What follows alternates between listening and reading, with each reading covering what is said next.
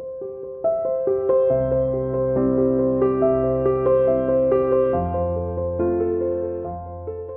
everyone, I'm Paulette from Tulip Square, and this time I'm going to show you how to make something that we've had a number of requests for as one of our tote bags. This particular one that I'm going to show you today is the Crocheters Tote. Even though it's for the Crochet Tote, a lot of our tote bags are made similar. So if you're thinking of making a tote and you think it's kind of difficult, this video will help you regardless if it's the Crocheter's Tote or the Knitter's Tote or the Market Bag or whatever. They're all pretty similar in their construction. A few differences in the maybe how the handles are put on or different kind of pockets or something, but the basic construction, once you've seen one, you kind of know how to make most of them. So we're going to head over to the sewing machine and I'm going to show you how easy it is to make a tote bag. Let's go. Okay, to get started making this tote bag, I started by taking the two pieces of fabric, the bag fabric and the lining fabric, and I'm using this print for the bag and the blue for the lining. And I quilted all the pieces. I just did a simple grid on all the pieces, and I used a blue thread just so it shows up more in the video. So to start with, I'm going to set a bunch of the pieces aside, and all of the sizes and dimensions and all that kind of stuff is in the pattern, which will be at the end of the video. We'll put a link for it at the end of the video. And I also cut up all my binding pieces and I've got them ready to go. So I'm going to start by sewing binding to the two short ends, these two ends. It's like so. This is a big rectangle for the main part of the tote, like so, and it's longer than it is wide, and I'm going to sew binding to these two edges. So I'm going to go ahead and do that, and then we'll move on. So I've sewn the binding to the wrong side, to the lining side. I'm just going to flip it over and stitch it down on the right side. And just a little note on the binding, the pattern calls for 2 1/4 inch wide binding strips, but I'm just using some jelly rolls that are 2 1/2 inches just because they match nicely, and 1/4 inch isn't going to make much difference once it's folded in half and then folded over. So anytime on pretty much any one of our patterns, if you've got jelly rolls that are 2 1/2 inches wide and you want to use them instead of the binding, go ahead and use them. So that's what I'm using here. So I'm going to just fold these over and sew them down, and we'll move on. Now that I've got those binding strips sewn in place, I'm going to set this aside, and I'm going to take the two strips that will be the straps, the handles, and I'm going to sew binding to both sides of each. So they'll end up being bound on both sides. I'm going to sew them to the wrong sides and then flip them over and sew them to the right sides, just like I did on the tote bag piece.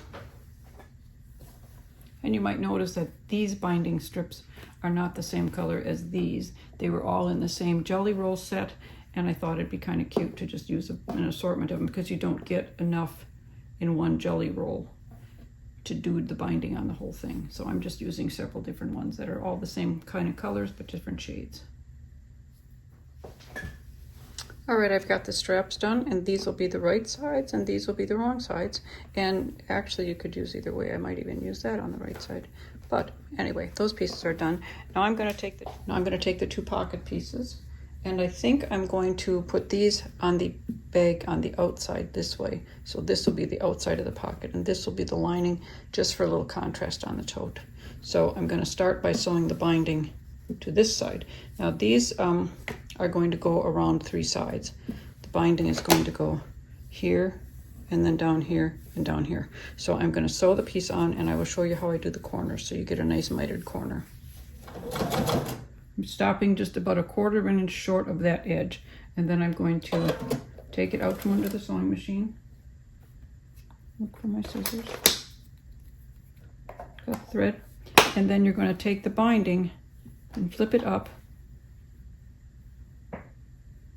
so that you've got a 90-degree angle here, and this line are straight. So if you got a nice 90-degree angle here, you'll have a straight line. And what I like to do to keep it straight is I like to put a ruler along this top edge and then drop the binding down. And if you've got that 90-degree angle nice and straight, your binding will fall straight along this edge. So then you've got that, you pull the ruler out and you sew this seam. And I'm doing the same thing at the next corner. I stopped about 1/4 of an inch short of the edge, pull it out, get rid of the thread, turn it, bring it up nice and straight, put a ruler, and you don't have to do the ruler, I just make it, it just seems to be quick and easy for me. And sew the last edge. Now we've got the binding on the edges, and we're just going to turn it over and stitch it down, and I'll show you how I get to what I do at the corner. Okay, when you get about 1.5 inches or 2 inches from the corner, what you do is you stop and you fold this edge up and then poke your finger in here until you make a nice 90-degree angle. Now if you don't make it right, you're going to have a little mess like this. So make sure you push this far enough in with your finger that it comes to a nice mitered corner, and then sew right to that point.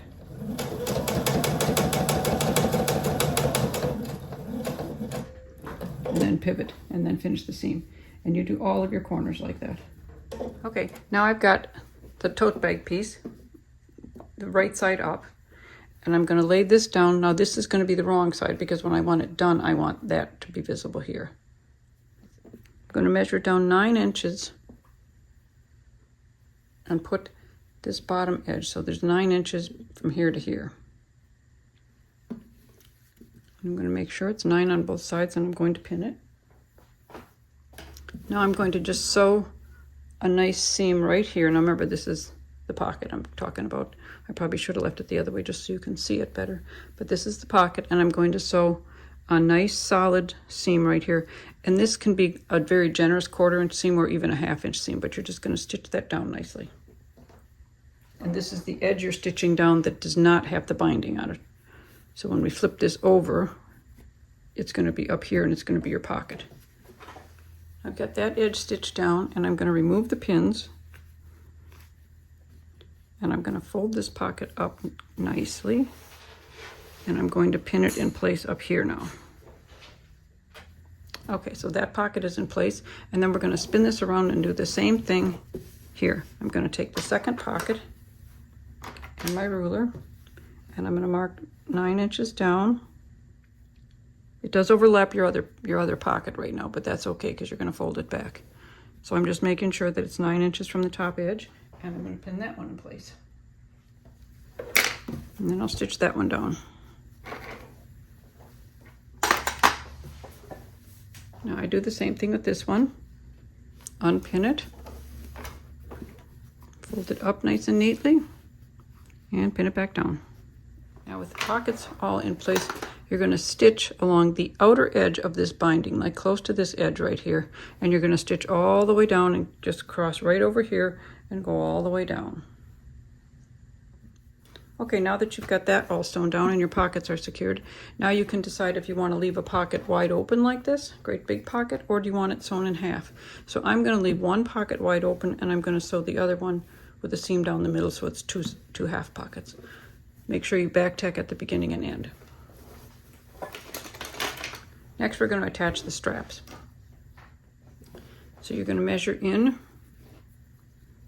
an equal distance just below the binding. I'm going to pin it in place. And then I'm going to make sure that when I bring this around, it's only folded like that. Don't do that, and don't mess it all up, and just make sure it's just like that. And equal distance on this side, and you can figure out what your preference is. Just make sure it's even on both sides. And then I'm going to do the same thing on the other end. Now I'm going to sew this down on each, just back and forth a couple times here and here on each one. Okay, I've got the handles sewn on, and I changed my mind and flipped them over, so the handles are going to be blue to kind of match with the pockets. So now once you've got those stitched down, you're going to fold them up and run one more stitch row right below the binding or right at the binding line. And I like to serge the edges now, the side edges, before I do anything else. So I'm just going to serge both of the side edges. All right, now that I've zigzagged those edges a little bit just to make them a little more finished, I'm just going to sew side seams, and I'm going to use like a nice generous 1/2-inch seam, back tack really, or you could even just double the seam twice just to make it extra durable. But I'm just going to sew both side seams. Okay, so this next step is easier to show it in a video than it is to show it in a pattern. So what you do is once you've got your side seam sewn, you're going to flatten that side seam against the bottom of the tote like this, centering this seam. And what you're going to do is sew across here to make the bottom edge of your tote. So what you want is about 3.5 inches wide. So if you measure where it's 3.5 inches wide, and you might even want to draw a little line there so they're the same on both sides, and make sure that this is centered in the middle. And you've got it flat against the back, and you're just going to sew straight across there, and you're going to do the same thing on the other corner.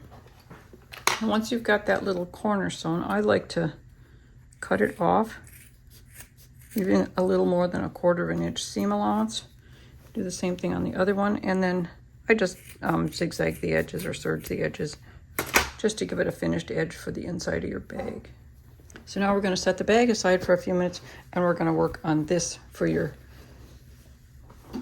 crochet hooks. So you're going to start by deciding which side is right and which side is wrong. I think I'm going to put it this way. And you start by sewing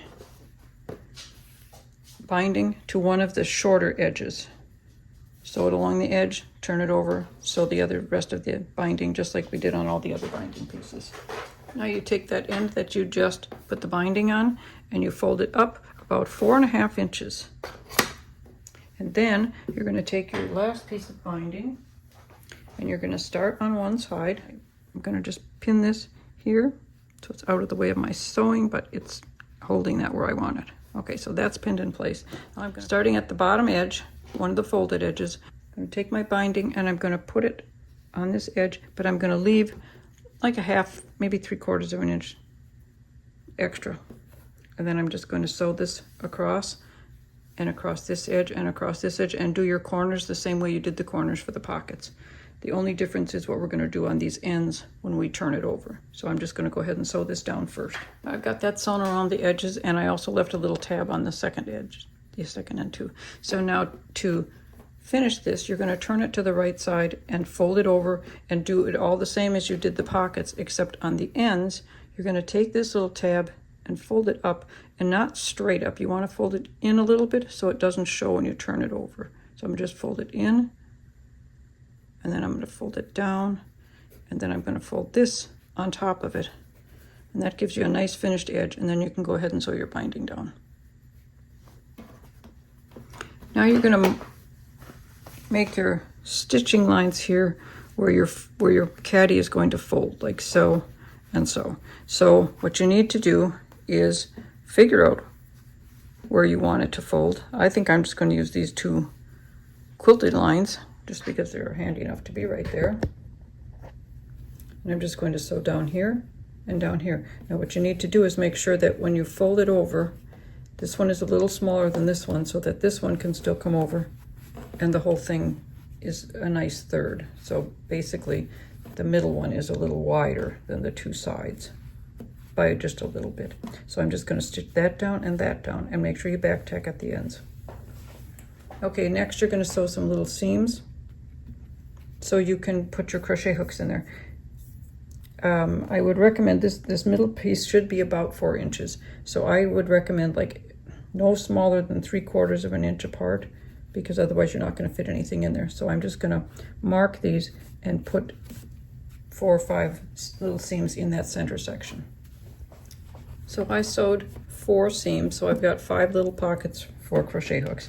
Now if you're making this for yourself and you use bigger crochet hooks, you might want to only put 3 in here, but they will fit nicely, and bigger ones will fit. I just don't have any with me right now, but even like a pencil will fit in there, so you know a bigger crochet hook will fit.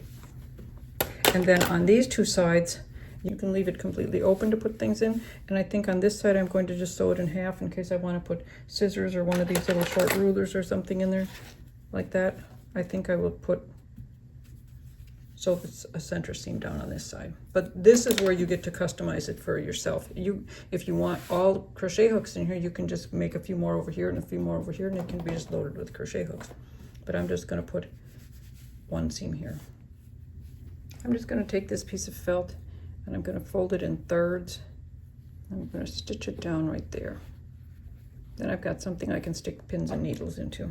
Although technically you could stick them right into this quilted stuff too, but I like to have a spot designated for them. Just like that, because then something solid color makes it easier to find your pieces. And you can put pins in there, and you can put needles in there. And bigger, you know, whatever you want, but they get some big needles. But anyway, it's just a nice spot to keep them.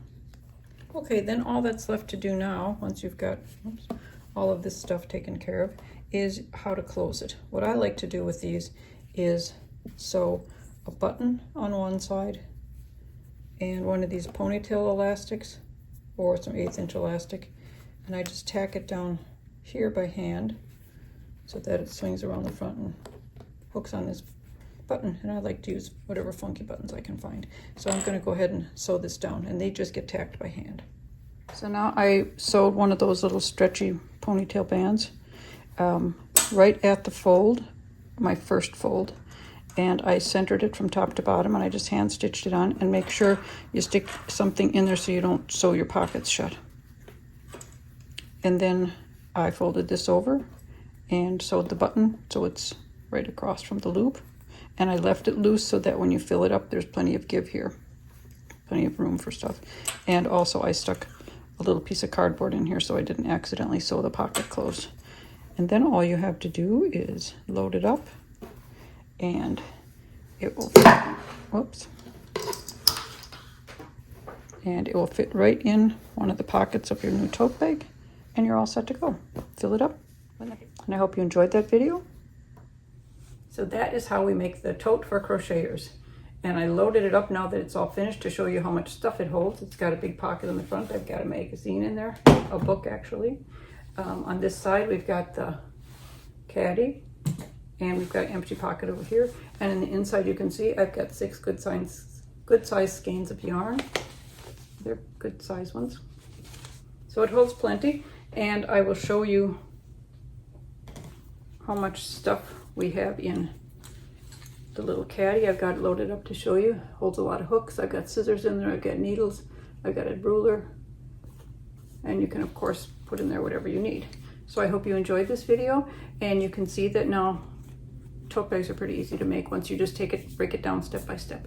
So I hope you enjoyed this video. And if you did, please hit the like button, hit the subscribe button, and hit the little bell if you'd like to be notified when we put up new videos, which is the first and third Saturday of every month. And the link for this pattern, I think it's up in this corner. I don't put them. So I'm guessing it's up in this corner. Okay. So have a good week sewing, and we'll see you again next time. Bye-bye.